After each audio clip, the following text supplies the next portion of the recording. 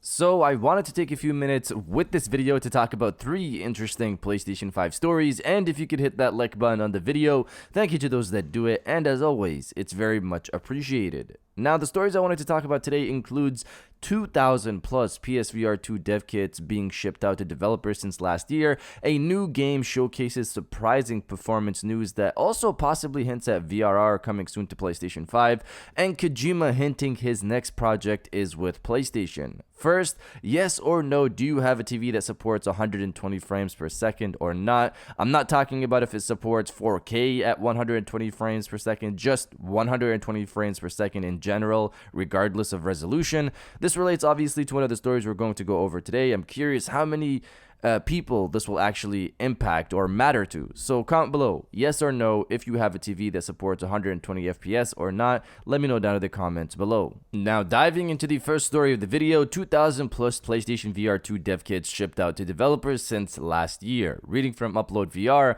US imports log spotted by Tweaktown suggests Sony sent out thousands of PlayStation VR 2 development kits in recent months. The original PlayStation VR has been on the market for over 5 years now, designed for the PlayStation 4 using PlayStation 3 era motion controls. Sony confirmed a new headset specifically for PlayStation 5 was in development just over a year ago, revealed the name and specifications in January, and finally showed the headset design 3 weeks ago. You can sign up to be notified when pre-orders begin. When revealing the headset design, Sony said development kits are already in the hands of game creators. The company didn't say how many kits had been sent out, but US imports logs show 5 huge shipments of development kit for interactive entertainment software entering the country from October 2021 to January 2022. So these are the listings here right now. October 13th, 2021, 240 boxes. October 23rd, 2021, 240 boxes. November 2nd, 2021, 480 boxes. December 7th, 2021, 980 boxes.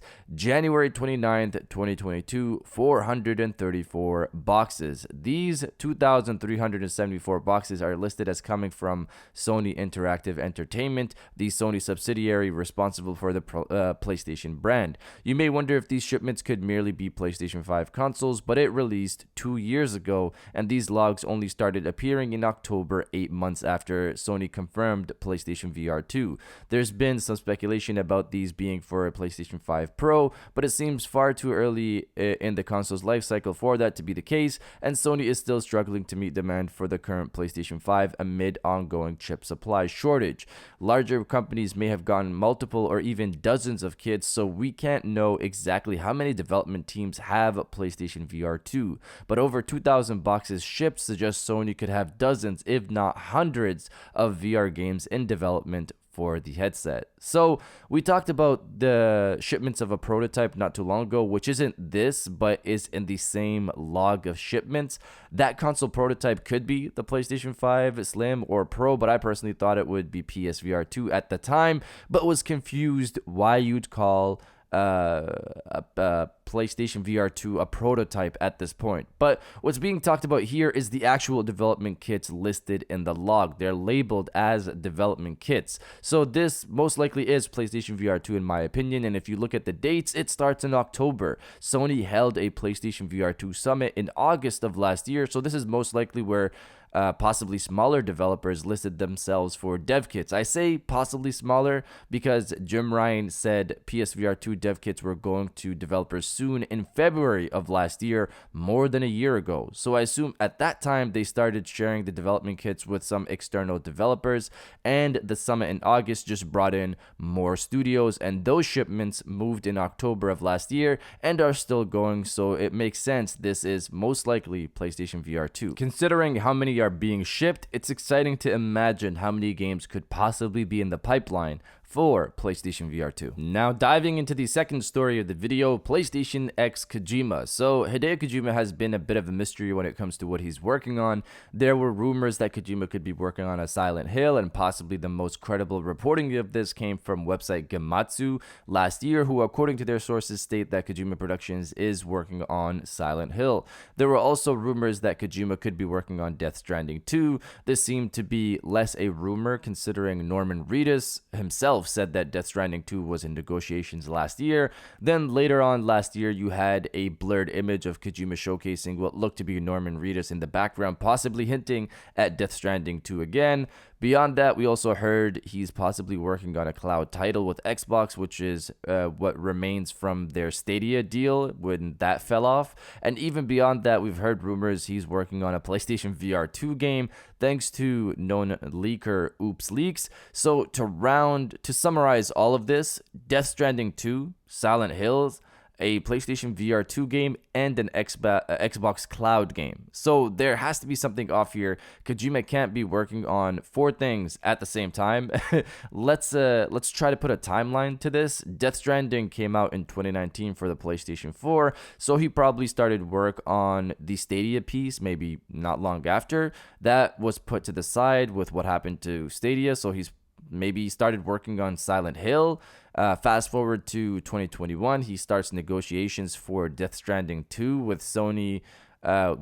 So by this time, maybe 2 years of development have passed, obviously, since 2019. Later last year, we saw Kojima post up an image of what looks to be Norman Reedus, so negotiations maybe went through for Death Stranding 2, and development begins. So he's co-developing both Silent Hill and Death Stranding 2, and then fast forward a bit more, he gets a PlayStation VR 2 dev kit, and he's working on a PlayStation VR 2 experience / game. That's what it seems like. So I just don't know how realistic that all is. In terms of the latest news, Kojima posts up another image recently with the caption, "We are back and forth between the West Coast and Kojima Productions with Sony's Matto." So Sony's Matto is a communication device from what I understand. Matto is in Japanese translates to window in English. It's an advanced way to communicate with people around the globe to give you a more realistic presence of being there. So this has people wondering if Kojima is in fact working on something with Sony, since they probably supplied this to Kojima's to use to communicate between different locations. Also, considering all the smoke we just talked about, it's very likely that Kojima is working on a PlayStation 5 project at this point.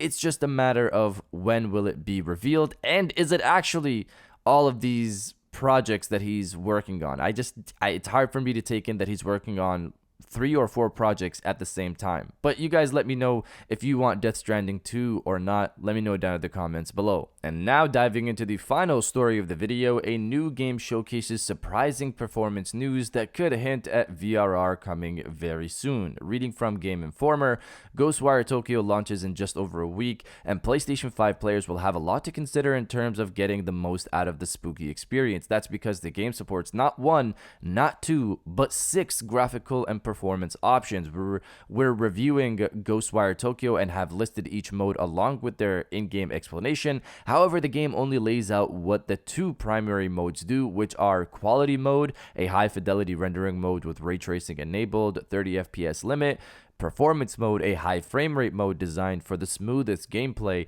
60 FPS limit. Additionally, a category labeled high frame rate mode is described as having an uncapped frame rate and tweaks to graphical quality that allows for an even higher frame rate experience. It contains 4 options without descriptions, but Video Games Chronicle expounded on these, which we've shared below. The 4 additional modes are high frame rate quality mode with an uncapped frame rate between 30 frames per second and 50 frames per second, high frame rate performance mode with uncapped frame rate over 60 frames per second, high frame rate quality VSync, same as high frame rate quality but with VSync enabled, and high frame rate performance VSync, same as high frame rate performance but with VSync enabled. So the key here is uncapped frame rate modes and using VSync. VSync is similar to VRR in that it syncs the FPS of your game to what your monitor supports for refresh rate. My LGBX supports AMD FreeSync, which is AMD's version of VSync, and there's also G-Sync, which is Nvidia's version of this. The difference with these is that they have the monitor refresh to the rate of FPS dished out by your game, so just in reverse of VSync. But looking at Ghostwire Tokyo, a PlayStation console exclusive, supports having a VSync mode. This could mean that VRR support on PlayStation 5 is near. Add to that more Sony TV TVs have been getting VRR support this month as well. I said a while ago that the next big update for the PlayStation 5, which is in beta right now, could drop in March or April, and with Ghostwire Tokyo coming out on March 25th, could the update come out soon? I'm not sure. It would be just weird to have this game support a mode for VSync and uncapped frame rates, but the PlayStation 5 not being able to use VRR. We'll see how this works out, but you guys let me know if you'll use the uncapped FPS modes for Ghostwire Tokyo or not. Let me know down in the comments below, and if you guys did enjoy this video, please hit that like button as it always helps, and subscribe if you're new. I got new videos every Monday, Wednesday, and Friday, and now I'll check you guys out on the next one. And welcome back to the after show. This is the part of the video where we have a little fun down in the comments below. If you're old, welcome back. If you're new, welcome. For today's thing, what I want you guys to do is the body, obliterate, destroy, and overall harass the comment section with "It's time for VRR." With Ghostwire Tokyo supporting uncapped FPS modes and VSync modes, I think it's time for VRR on PlayStation 5. And if you agree, destroy the comment section with "It's time for VRR." And I'll definitely heart those comments like I always do, because I appreciate everybody who stays to the end of my videos. And now I'll check you guys out on the next one.